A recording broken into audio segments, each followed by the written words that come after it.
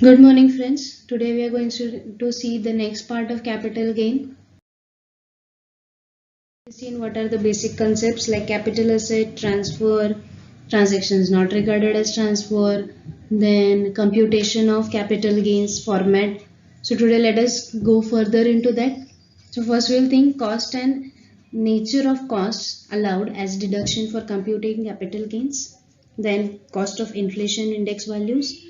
Then how to compute such indexation cost of acquisition and indexation of cost of improvement, and the in detail concept of full value of consideration.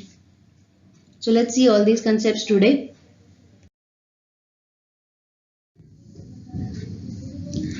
What is going to be the nature of cost when the asset is either short term or long term capital asset? So in case of cost of acquisition or improvement, if the item of cost has to be classified, it is in short term and in long term. When it is short term, it is cost of acquisition or cost of improvement, and when it is long term, it is classified as indexed cost of acquisition and indexed cost of improvement. So the only minor change is this indexation. In case of long term, it is this indexed cost of acquisition, and again in case of improvement, it is indexed cost of improvement, which is not there in short term capital asset case. So it's very clear that when we are dealing with the long term assets and we are transferring them, we'll receive some capital gain which has to be computed with the help of these indexed cost. Further, going to see what are this indexation and how it is computed. So let's focus on inflation index values. It is also called as an abbreviation of it is CII, cost of inflation index values. So CII, cost of inflation index. So earlier it was some other base. Now we are already in the 21st century. So 2001 and 2 is being considered as the base year, which is considered as 100. It is base year, and eventually on the basis of the inflation, these further values comes into existence. So when it is base year, the value is 100 rupees. Then in next year 2002 and 3 it was 105, 3-4 it was 109, 4-5 it was 113, 5-6 it was 117. It means it's gradually increasing on basis of the actual inflation that has occurred in the economy. So on the basis of this inflation indexes, we can compute. Now let's see how we are going to compute. Say for example, I have purchased an asset in the year 2001 and 2, and today in the year 2019 and 20 I am selling of this asset. So these are the previous year. Financial years means the previous year for which I am computing the capital gain. So in the financial year 1920, if I am selling of any particular asset, then how indexation will happen? Cost of assets into 280 divided by 100.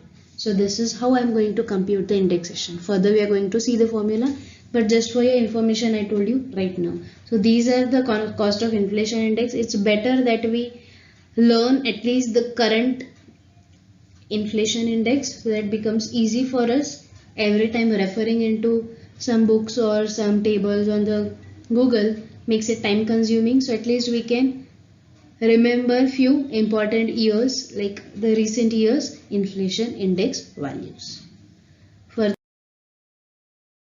it can be computed on various methods like actual computation or the tentative values or the indexation givens. So various methods are there. Let us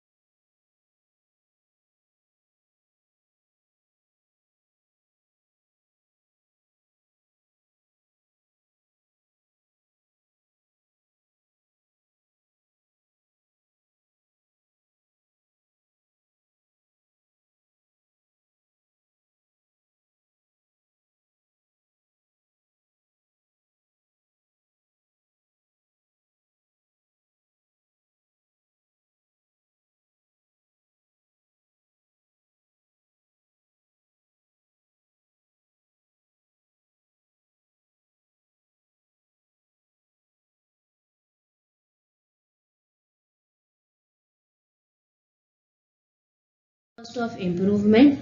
How it is going to happen? Index value of transfer year and index value of improvement year.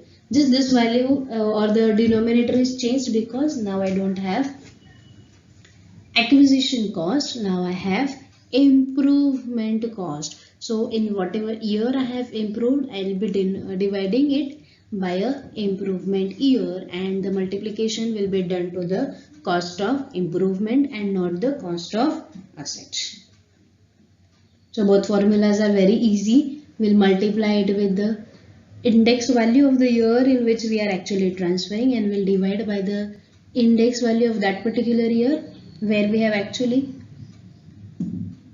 acquired the asset or improved our asset, and we'll multiply it with the respective values. If it is a cost of acquisition, then multiplied by cost of acquisition. If it is a cost of improvement, then multiplied by the cost of improvement, and whatever resultant value we get is called as an indexed cost.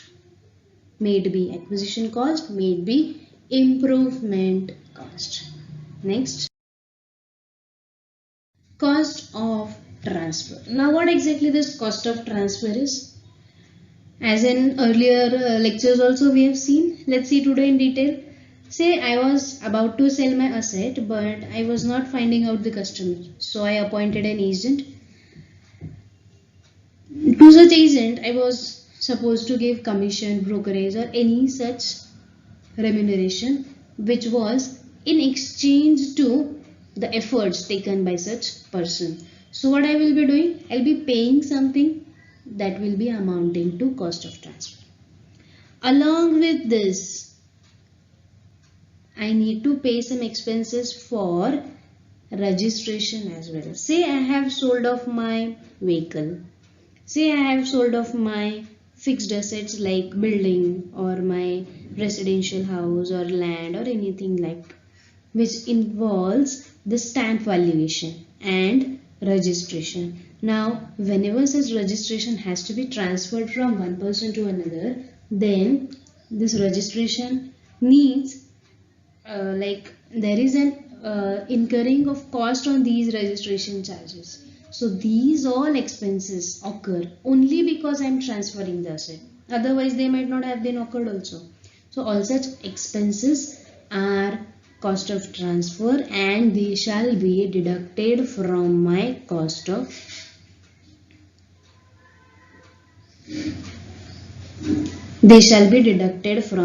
my value that I am receiving. So from full value of consideration, we have already seen the formula. So from full value of consideration, I am going to deduct cost of acquisition or the index cost of acquisition. Then I will deduct cost of indexation, cost of improvement or indexed cost of improvement, and the last item that I am going to deduct is cost of transfer. So such deductions will amount to the net value of whatever income we have received, and such net value will be our capital gain value on which we are going to get taxable. That will be a taxable value of income under head capital gain. So let's revise what we have seen. Full value of consideration, cost of acquisition, cost of improvement and expenses on transfer. Just to make you remember, let's see some example. An asset was purchased in 2002 for the 10,000 rupees and now it is sold for 2000 in 2014, and the inflation indexed cost price, that is cost of acquisition, will be computed as, see, this is the 10,000 that I had. Now indexed cost of inflation, that is for 2014, is 240, and when I purchased in 2002 it is 205. So what I will do,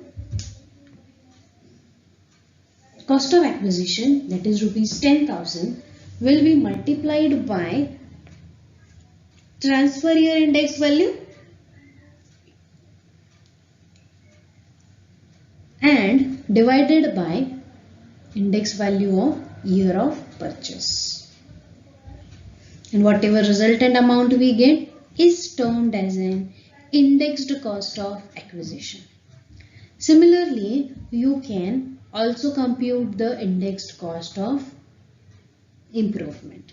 Then in that case, as per formula, let us revise what will come. Here it will be cost of improvement. Here it will be index value of year of improvement. No, denominator will be the index value of year of improvement. And what will become here? It will be the same value because we are transferring it in the same year.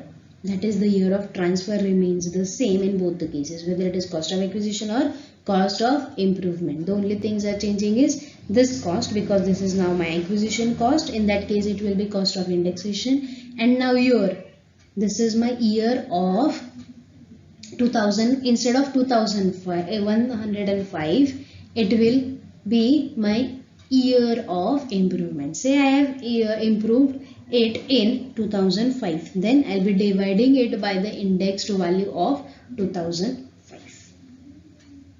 So accordingly, I'll be computing indexed cost of improvement as well. Thus, the process of computation is very easy. In case of capital gain, what things we are going to improve or what things we are going to involve here? First is cost of acquisition, that is, it is purchase price of asset purchased. Then second will be cost of improvement, that is, it is the money spent on the major repairs and modifications. And the third one is expenses on transfer, which includes brokerage, commissions, etc., etc., like registration, many things comes under it. Also, one more point to remember is cost of improvement is something which is, let's say I have purchased a building which was of 4 stories when I purchased it. Now I have built up an additional 2 stories onto it. When I acquired, it was 4-storied building. Now after improvement, it is 6-storied building. So that additional cost of 2 stories was my capital modification. It improved my value of asset. It improved my maybe additional value came into existence. So my life of the asset also was changed. So it is termed as an capital expenditure. And now, because I am selling off that asset and that improvement was done to my existing asset, it is termed as a cost of improvement. So cost of acquisition and cost of improvement both are very much important from capital gain point of view, and such capital gain shall be computed only after considering both these, that is cost of acquisition as well as cost of improvement. These expenses on transfer are also playing an important role, because until and unless we are transferring the asset, we are not going to incur such expenses. So they also need to be deducted. So it's very easy to remember and follow the steps. So the first step is cost of acquisition, second step is cost of improvement, and the next step is expense that we are going to incur on the event of transfer.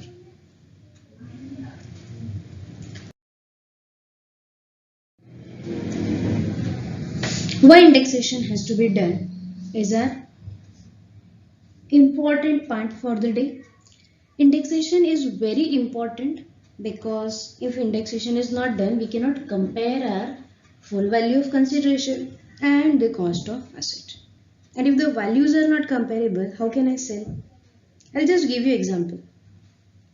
I am selling off my asset and it was purchased very long back. Now when I am selling off my asset, cost should also be considered to compute the profit or gain on such asset transfer or sale of such asset transfer. Now, when I am deducting cost, that cost should be of today's consideration. That cost shall not be the cost which was incurred in the past whenever I have purchased. Now, how to compute the cost as per today's inflation rates is helped with the concept of indexation. Indexation simply tells us how to convert our cost from the past inflation values to the current inflation values. Along with that, it helps us in reducing the price. Which price? The taxable price of the profit or gain that we have incurred. Say I have profit of 10 lakhs rupees, but after indexation of cost of my asset and improvement cost of the asset, what I did was my value of or the full value of consideration got reduced to say 4 lakhs rupees because indexation effect gave me that additional benefit. So it is going to reduce my liability because my purchase price is going to get added into it, like additional purchase price will be deducted from my sale consideration. Then it is an effective way of preventing draining of returns of income, because see, if I am not deducting this indexed cost, I will be having an higher value of capital gain. On such higher value of capital gain, I will be paying higher value of income tax. So just to avoid that, because it's simply draining, it's not that I am suppressing my income. I am not suppressing my income. What I am doing is I am actually deducting the true value or the fair value from the sale consideration of my capital asset. So it's going to give me the exact liability of my income tax. Further, it's going to make me compute such values only in case of long-term assets. I cannot compute indexed cost of acquisition and indexed cost of improvement in case of short-term capital assets or in case of short-term assets. I compute it in case of only long-term assets. So the inflation effect is included only in case of long-term capital assets and long-term capital gains only. I cannot do it in my regular or the short-term capital assets. So this is what we have to see or we have to remember in regards to the indexation. Again, to revise, what is full value of consideration? It is my sale price. Then I deduct cost of acquisition from it in case of short-term capital asset. I deduct indexed cost of acquisition in case of long-term capital asset. After that, I deduct cost of indexation of improvement when it is a long-term capital asset, but I just deduct cost of improvement when it is a short-term capital asset, and in both the cases I deduct cost of transfer or expenses on transfer. An important point to be noted: expenses that are incurred on transfer cannot be indexed because they are incurred in the year itself when the transfer takes place. So no indexation benefit can be availed in the case of cost of transfer. So expenses of transfer need not be indexed in any case. As it is in short term capital asset, we never index any cost. But in case of long-term capital asset also, we need not index the cost of transfer. It has to be the actual cost only. So these are the expenses, and this is the importance and the relevance of the indexation in the cost of acquisition of asset and cost of improvement of asset. So that's it for the time. Queries and doubts, you can reach me anytime. Thank you.